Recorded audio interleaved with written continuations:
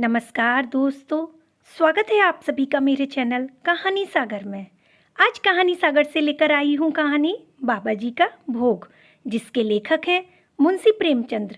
ये कहानी आपको अच्छी लगे तो वीडियो को लाइक और शेयर अवश्य करें, साथ ही हमारे चैनल को सब्सक्राइब जरूर करें। तो चलिए इस छोटी सी कहानी की शुरुआत करते हैं।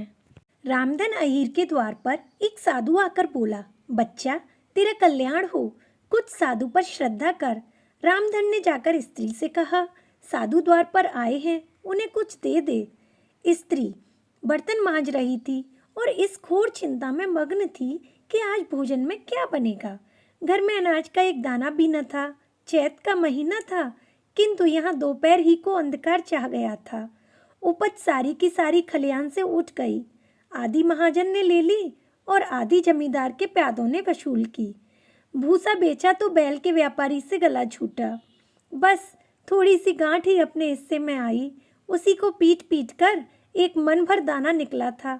किसी तरह चैत का महीना पार हुआ। अब आगे क्या होगा? क्या बैल खाएंगे, क्या घर के प्राणी खाएंगे, ये ईश्वर ही जाने। पर द्वार पर साधु आ गया है, उसे निराश कैसे लौटाएं? अपने दिल में क्या कहेगा? स्त्री ने कहा, क्या दे दूं, कुछ तो रहा नहीं।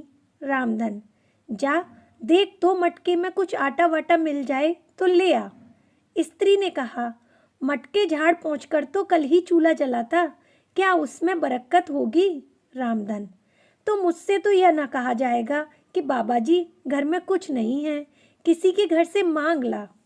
स्त्री, जिससे लिया उसे देने की नौबत नहीं आई, अब और किससे मांगूं और किस मुंह से मांगूं? रामधन, देवताओं के लिए कुछ अगौवा निकाला है, वही ला दे आऊं। स्त्री, देवताओं की पूजा कहाँ से होगी? रामधन, देवता मांगने तो नहीं आते, संवाई हो तो करना, ना हो तो मत करना। स्त्री, अरे तो कुछ अगौवा भी पंसरी दो, पंसेरी है, बहुत होगा तो आधा सेर, इसके बाद क्या फिर कोई साधु ना आएगा? उसे तो जवाब देना ही पड़ेगा। रामधन, यह बला तो टलेगी, फिर देखी जाएगी। स्त्री झुंझलाकर उठी और एक छोटी सी हाड़ी उठा लाई, जिसमें मुश्किल से आधा सेर आटा था। वह गेहूं का आटा बड़े यत्न से देवताओं के लिए रखा हुआ था। रामधन कुछ देर खड़ा होकर सोचता रहा, तब आटा एक कटोरी में रखकर बाहर आया और साधु की झोली में डाल दिया। महात्मा ने आटा लेकर कहा, बच्चा अब तो साधु आज यहीं रमेंगे, कुछ थोड़ी सी दाल दे तो साधु का भोग लग जाए। रामधन ने फिर आकर स्त्री से कहा, संयोग से दाल घर में थी।